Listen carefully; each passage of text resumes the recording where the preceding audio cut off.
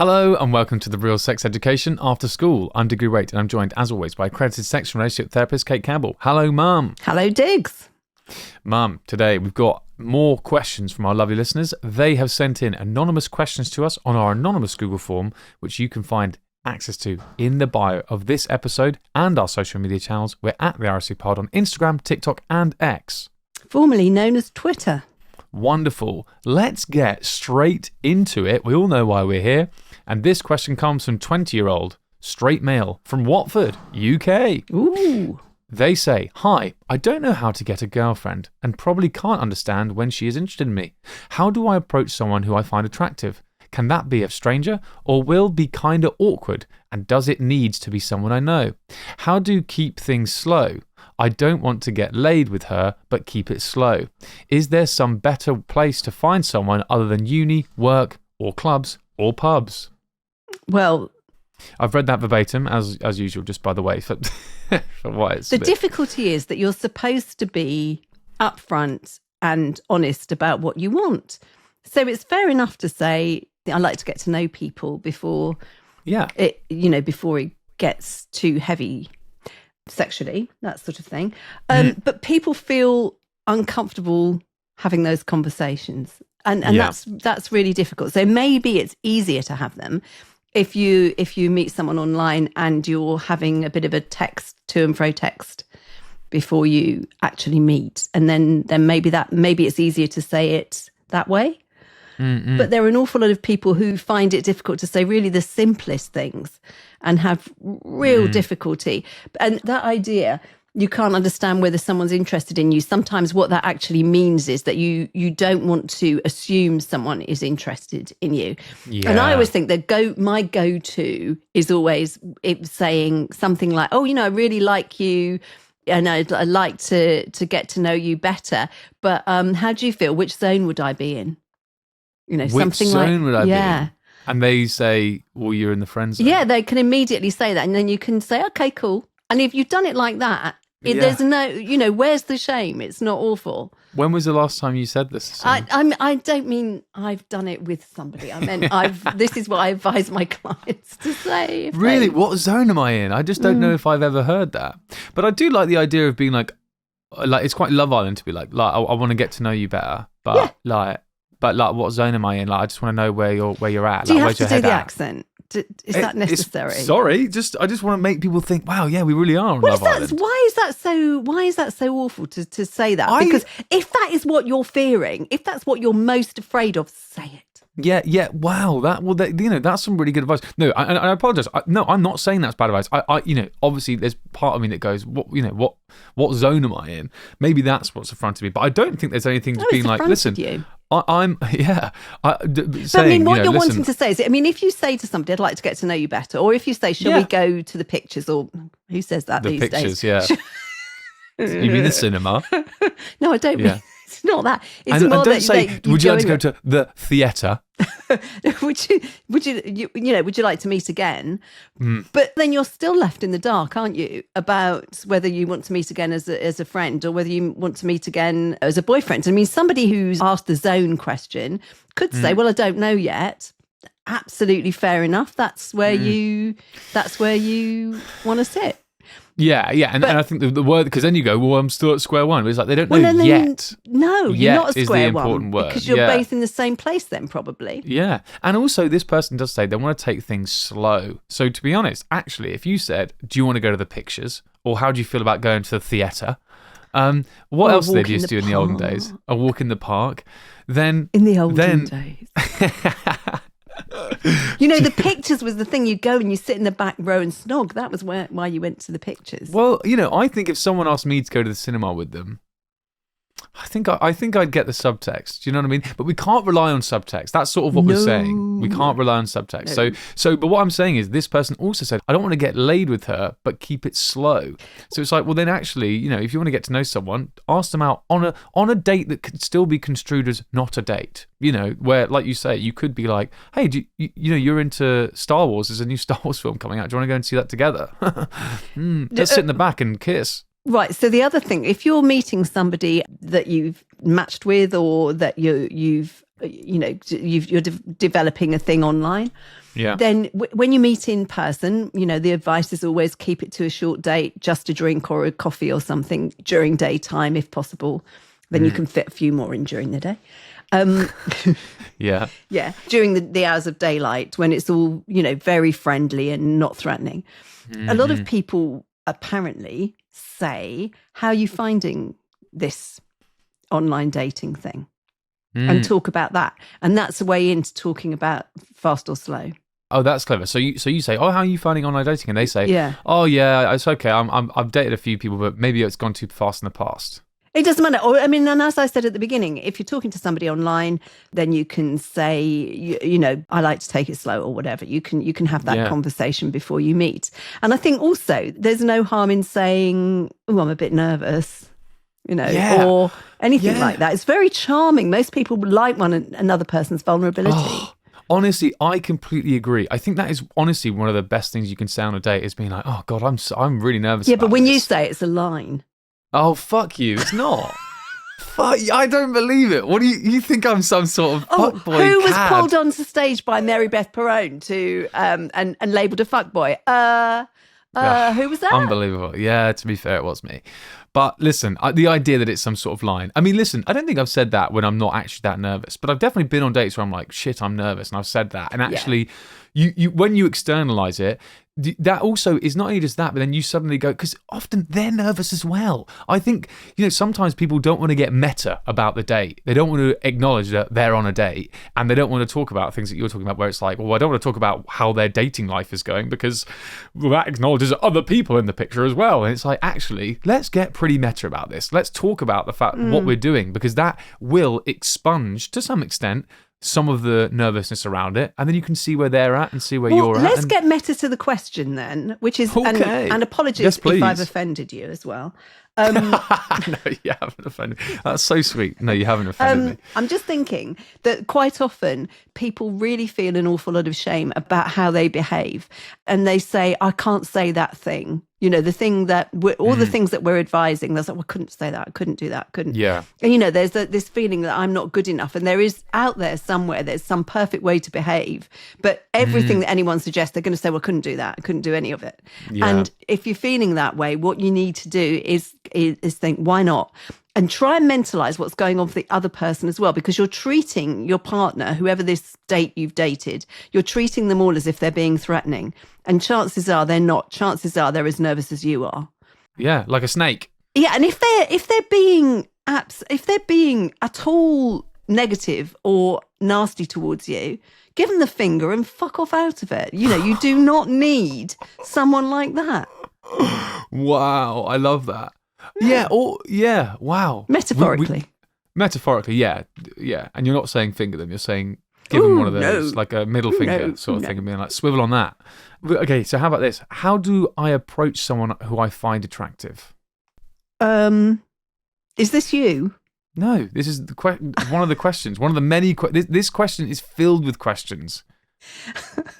Well, the point is just be friendly, isn't it? Just be friendly. Just say hello. Okay, so can it be a stranger?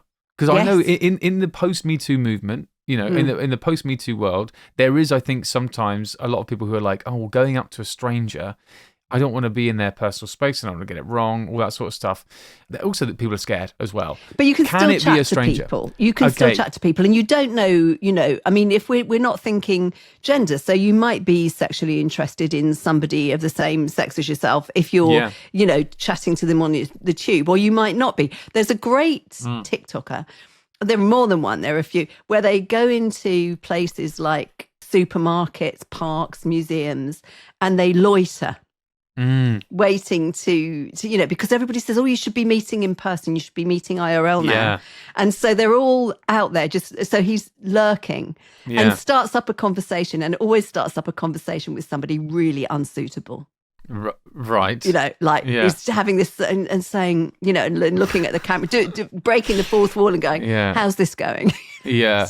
It's just so funny. Yeah, it's so funny. That's an example of how not to do it, though. It's going, these conversations are going badly. I think the point about that is, the conversation conversations are going brilliantly. They're getting on like a house on fire. Okay. They get on really, really, really well. And what it proves is that you can, so on the one hand, it proves don't loiter around waiting for somebody to come along because it's not likely to be the kind of person you'd imagine. Yeah. On the other hand, the message loud and clear is, if you're in a situation, talk to people. Just be friendly, because it's good experience chatting to people. It helps you to learn to chat to people. Yeah. But also chatting to people just in general gives you confidence about the experience, and you might actually come across somebody that you do really like and want to see again. Yeah. And if you were to say, oh, I've really enjoyed this chat, how would you feel about meeting again? They can say, oh, I don't think so. And that's absolutely fine. They're entitled to, or I live a long way away, or I'm married, or whatever.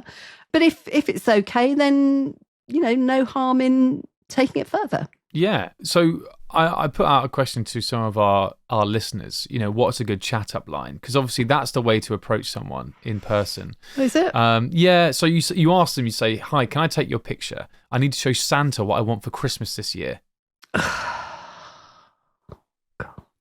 Fuck me if I'm wrong, but the earth is sure flat. What? I'd love to take you to the pictures, but they don't allow snacks. Are you a parking ticket? Because you've got fine written all over you. Are you French? Because I fell for you. So what we're saying is maybe... You're not getting any of these? No, they're awful. Okay. Are these from our listeners? Yeah. Sorry, guys. What's your T-shirt made of? Boyfriend material? Oh, Lord. This one really didn't make any sense to me. My sphincter's spasming. Want to try stopping it? I thought that one might just be a troll. This said, then this person's got it better. They say, if a guy has a cool bio or photos, asking something genuine about it works. And maybe actually this comes back to it. Do you think then, if I saw someone in the street and I like the look of them or something like that, should I go up to them and say, hi, I really like your top? Or, oh, you've got a long piece of string attached to two trees and you're trying to walk shirtless across both of them, and but just like balancing along this very taut line. I like that. Do you want to have a chat? Is that how you should approach someone? I just smile. Yeah, but that's not going to start a conversation, is it? Well, no. If your eyes meet and you smile, then conversation is next. Well, like, how do I know someone is interested in you? Do you think so? In a club, for example, I know he doesn't want to go to a club or a pub, but like if you look at someone and they're attractive and they start looking at you, and apparently if they touched their hair, sometimes that's a quite good example. If they with girls, if they look down and then look back up and they look back up at you, that's a sign. I mean, are these surefire things, or are these just things to be like, okay, these are things you can look out for? Nothing surefire. Exactly. The thing is, if you smile at someone and they smile back and they're not going and looking away and wandering off, you're pretty, it looks like they're interested, doesn't it? Yeah. And then what's your opening line then? Just hello. And then just see how that goes. Hello, yeah. Hello's a good one. Yeah. If you approach somebody and you say, excuse me, that's polite. Yeah. And the response is, will give you an idea. If they go, yes, what, or something like that, then, clearly they're not interested. But if they turn to you and smile and say yes, then chances are they're interested. Yeah, or at least they're receptive to a conversation. Yeah, exactly. And then that's the way to start. And I mean, all of this fear about being intrusive and coming on to people and all of that, that's all about not being polite. It's about taking advantage. It's about making assumptions and not being civil and getting cross when somebody doesn't want to go out with you and that kind of thing. Yeah. If you're careful and you are civil and polite, then there's not going to be an issue, I wouldn't have thought. No. Let's talk about this then. How do I find someone other than uni, work, clubs or pubs? What do you reckon? Well, I mean, those are the places where you're probably going to meet people. And as I said, if you're not meeting people where you are, I mean, that's how people always used to meet. Yeah. There was always a bit of a thing about meeting people on the underground or on the bus and things like that you or in a shop, that one of the waitress or the barman or something like that you found attractive, or the person behind. There are people everywhere you go. Yeah. But there is online as well. There are apps, there are dating sites. So you could try that. That's the alternative these days, isn't it? Some people tell me that Instagram is the best dating app in the world. I'd never done this, but the equivalent of what we're talking about of the going up to a stranger is the sliding into someone's DMs. Into the DMs. And that I find more problematic because that is a bit stalker-like. Yeah, potentially. Well, but I don't think. I mean, and also the thing is that there are a lot of people that will curate their online profile just simply to attract a particular person. So there are people doing that, and there are also people putting up stuff which is not like them at all. Yeah. So you do have to just be careful. And also there are loads and loads and loads and loads and loads of scammers, and they're currently targeting young people. Particularly. So really be careful about Instagram. But with that, I mean, but if it's someone that you vaguely know, like like friends of yours follow them or whatever, I believe the way it goes is usually if they're hidden behind, what is it? You need to request to follow them. Yeah. You request to follow them, they accept, and then you like a couple of their photos, they like some of yours. They finally follow you, then you message them. Like it's sort of like the dance. I think it's like you trade likes on pictures, and then you're like, and okay, if you well now know who they are, that's fantastic. But the messages I get with people wanting to follow me, do you know they're all really handsome and work for NASA? Well, isn't NASA going down the pan these days? Oh, I don't know, but what I mean is they're astronauts or Sorry, something. Ask them. I mean, they'll know. why would an astronaut or an admiral or because you're out of this world, girl, a merchant, merchant banker, or somebody like that. And if you reverse check their pictures, then they're always they're models in a commercial or something like that. Or probably these days AI. Yeah. Let's bring it back then, because I do think they're missing out of a couple of things with the uni work clubs or pubs, because friends of friends, that's a classic. Absolutely. Your friends might be able to either set you up with people, or you just keep hanging out with your friends and they'll invite people, and then that will be fun. I think this is somebody, again going meta, I think this is somebody who doesn't come out of their room. No. And actually doesn't go to work or clubs or pubs. No. Which isn't necessarily the end of the world. But what I would say, I would encourage you to go to clubs. And I don't mean nightclubs. I mean clubs. In terms of, I'm talking a mixed sports group, mixed tag rugby, mixed football perhaps. That's good, because then also it's like, well, I'm keeping fit, I'm doing a sport that I like. Christian Aid, yeah. How about this? A Dungeons and Dragons group you nerdy or party. Nerd. I know, but that's great. But this is the thing, you can meet someone there who has a similar interest to you, right? For example, this person wants a girlfriend. Okay, maybe you're not interested in any of those things. Okay, well then go to where the girls are. Join a cooking class.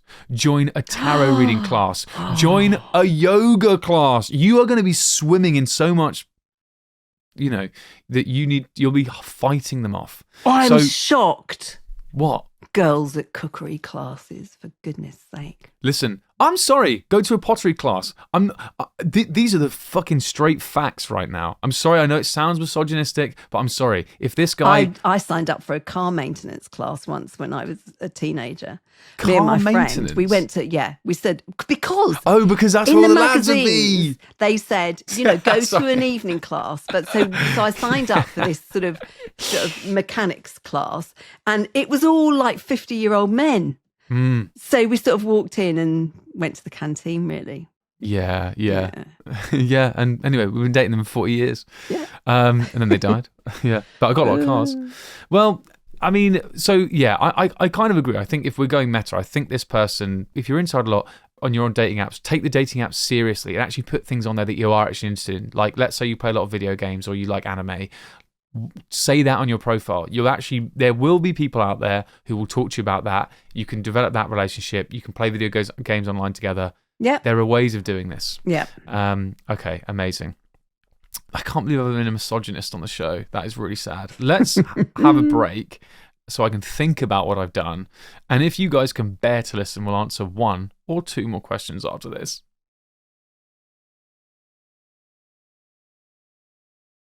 Welcome back, everyone, to the Real Sex Education After School. Mum has lambasted me in the break. She really let loose. And, if you want to subscribe to our Patreon, you can hear the whole ramblings and outrage from her. We don't have a Patreon. No, and I did not say one word either. So, okay, well then you listen. Get on YouTube. You'll see. I've been crying. My eyes are puffy. Stop it. Get on with the question. Okay. I'm 19, female, bi. In my first serious relationship, my girlfriend and I both noticed we can become sore when we masturbate or stimulate one another's clit. Is this normal? Homemade pot noodles for lunch. That's more like it. Yeah. Wish I'd seen a picture. Right, of the pot noodles. Yeah, sorry. Go on. So it's yes, that is quite common, and sometimes people use a bit of lube if they're becoming sore. I mean, what people don't think about is quite often if you're really well lubricated, the lubrication will form a sort of glob just inside the vagina. All the lubrication can stop there and not come out, so it can feel like you're not lubricated. So if you just put a finger in and hook it out, then you've got loads of natural lube that you can use as well. You don't necessarily have to use a product. So then what we're saying is just, keep an eye on how lubricated you are. You are like you are and your clit is, and either add a nice, water-based lube or use your own natural lubrication or get something wet involved, like, I don't know, a tongue? Yeah, I mean, saliva is actually quite dry. So if you were using a tongue and you'd wet the area, it still wouldn't stop you from being sore. Right, if you then went over to fingers. Yeah. So this is nothing to worry about. Nothing to worry about. But what if they do all these things and it's still sore? Well, that might be something to do with technique then. So some people get nails in the way and things like that, and that makes them sore. Maybe they've got quite sensitive clitori, and thus it's quite... No? I think that's unlikely. I mean, everyone's got sensitive... But the thing is, what's comfortable changes as well during a sexual encounter. So what might feel comfortable, you might need to change the rhythm or whatever. Just being clear about that. But I think this is a lubrication issue. I really do. Okay, brilliant. Well, let us know, follow up pup, if it is and if it was, and how the pot noodles were. Delicious. Hello, I enjoyed the show. Makes me think, because that's the past tense, it feels like it's no longer. Anyway, I'm following up on a question I asked last year about my girlfriend seeing me more as a friend than a partner. Unfortunately, we ended up breaking up because we wanted different things. However, we're both doing better now, each in our own way. My next question is it bad that casual sex doesn't appeal to me? P.S. I'll send you a picture of my lunch next time. Winky face. Man, 32, straight South America. I love South America. There's delayed gratification, isn't it? Promising the lunch and not sending it. Yeah. You're edging us. So, no, it's not bad that casual sex doesn't appeal to you. That's absolutely fine. Yeah. What's the problem? Is it that you just want some slow dating? Go for it. Just tell people. Yeah. And I think I mean, some people come out of a relationship and go raving mad, Diggs. Okay, steady. Yeah. I mean, a lot of people feel entitled to loads of sex, or they feel that's what they should be doing, and they're having loads and loads of hookups. But then there are other people that really don't want to get close to anybody again for a bit. They want for a while. Yeah. They want to give themselves a break, give themselves some time. And that's also absolutely fine. Yeah, not something to worry about. Yeah. And I just think do what you want to do, enjoy it, make friends with people. Yeah. Perhaps some of our other answers recently will be helpful with this, but there is nothing wrong with you. And this is all completely normal. I think a lot of people find it really weird when they sort of touch someone else after being in a long relationship. It feels really, really odd because they're different. Yeah. And, it takes a while to get around that. Yeah, I wonder whether this person is sort of falling foul of the fact that at the moment there might be, amongst some young people, there might be this idea of like, everyone should be having casual sex and friends with benefits and, swinging from the chandeliers and stuff. But so when you're sat there and you're like, I actually don't want that, you might feel like, oh, maybe I'm doing it wrong. Absolutely not. Other people, you're fine. You're fine. Do what you enjoy. And it's not necessarily true that just because everyone's saying that's what we do, that they are actually doing it, or that it is what they want. They're not doing it. Listen to our episode a couple of weeks ago. Yeah. People aren't having sex at the moment. So it's all a massive lie. See, the other thing is there's a lot about the culture. So it depends where he is in South America. So if you take somewhere like Argentina, which has the tango, which is a whole culture all of itself, there's a lot of sexualized atmosphere around. And that might make a difference. that might make a difference to the way he's feeling. If there's something like that in the ether, it might be heavy, sort of anyway. putting him off. But no, I should just yeah. no, just give yourself some time and enjoy. Let us know how you get on and send us a picture of your lunch. Exactly. Please do. Wonderful. That's that, everyone. Thank you so much for joining us. As always, follow us, subscribe to us, whether you're listening to or watching this now. Mum and I'll be back next time for some more real sex education. See you then. Bye. Bye.